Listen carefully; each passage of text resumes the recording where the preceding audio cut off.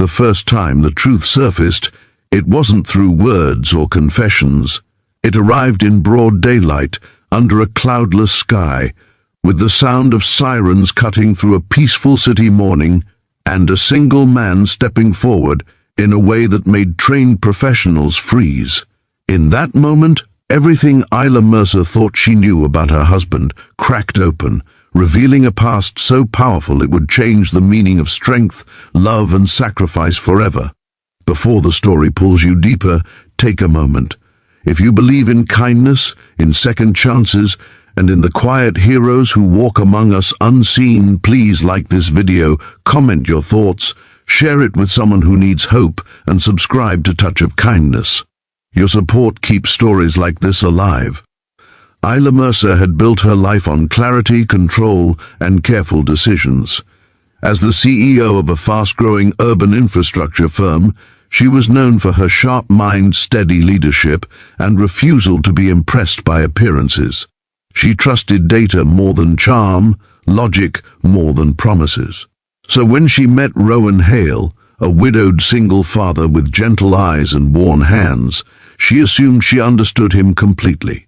He worked part-time at a community center, volunteered at a school garden, and spent every spare hour with his 8-year-old daughter Maeve. He didn't chase ambition, he didn't talk about the past, he simply showed up, every day, quietly dependable. Their relationship grew slowly, mostly in daylight moments that felt real and unpolished. Coffee after school drop-offs, long walks through the city park, afternoons watching Maeve ride her bike while Rowan clapped softly from the sidelines. Isla admired his calm.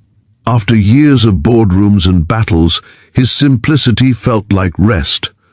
When they married, there was no grand spectacle, just a sunny afternoon ceremony in a public garden, birds singing overhead and laughter echoing between the trees.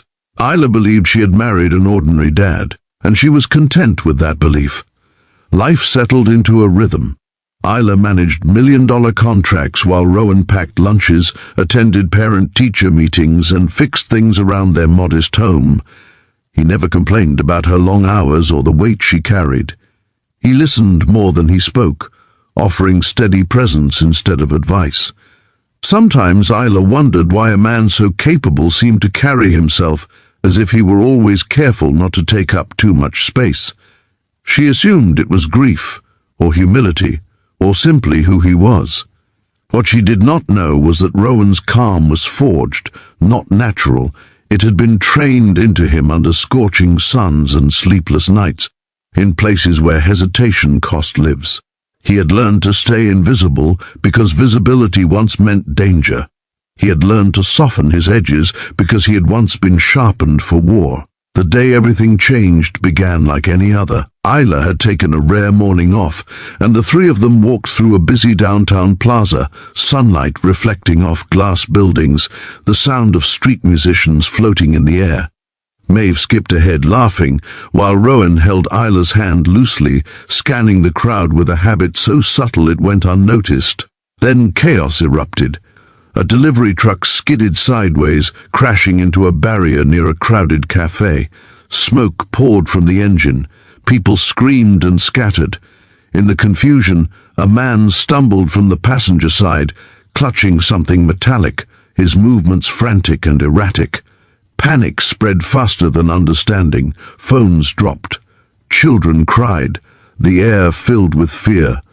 Before Isla could process what was happening, Rowan released her hand. He moved with a speed and certainty that didn't belong to an ordinary dad. His posture changed, his body aligning with a precision that felt sudden and shocking. He guided Maeve behind a concrete planter, shielding her with his own frame, then stepped forward into the open, his voice cutting through the noise in a calm, commanding rhythm that made strangers instinctively listen. Isla stood frozen, watching the man she loved transform into someone else entirely. Rowan assessed distances, angles, exits, all in seconds. He coordinated bystanders, directed them away from danger, and approached the disoriented man not with aggression, but with control honed by experience. When authorities arrived moments later, they didn't bark orders at Rowan. They deferred to him. They followed his lead. The situation ended without bloodshed. The threat was contained, lives were saved, and Isla's world tilted. In the aftermath, as sirens faded and sunlight returned to its ordinary brightness, Isla searched Rowan's face. There was no pride there, no excitement. Only a quiet sadness, as if something carefully buried had been forced into the open. That evening, in the calm of their home, surrounded by the normalcy of daylight streaming through windows and the smell of dinner cooling on the stove, the truth finally emerged. Rowan did not dramatize it. He didn't tell stories of heroism. He spoke of service, of years spent in special operations, of missions that could never be explained fully, of losses that stayed with him long after the uniform was gone. He spoke of leaving not because he was broken, but because he wanted his daughter to grow up with a father who came home every night. Isla listened, heart heavy, shame creeping in where certainty once lived. She realized how easily she had labeled him ordinary because he chose gentleness over recognition, how she had mistaken silence for emptiness. In the days that followed, the world caught up to what Isla had just learned. News footage circulated. Online speculation exploded. Former comrades reached out. Invitations, interviews, and opportunities appeared, offering recognition Rowan had never sought.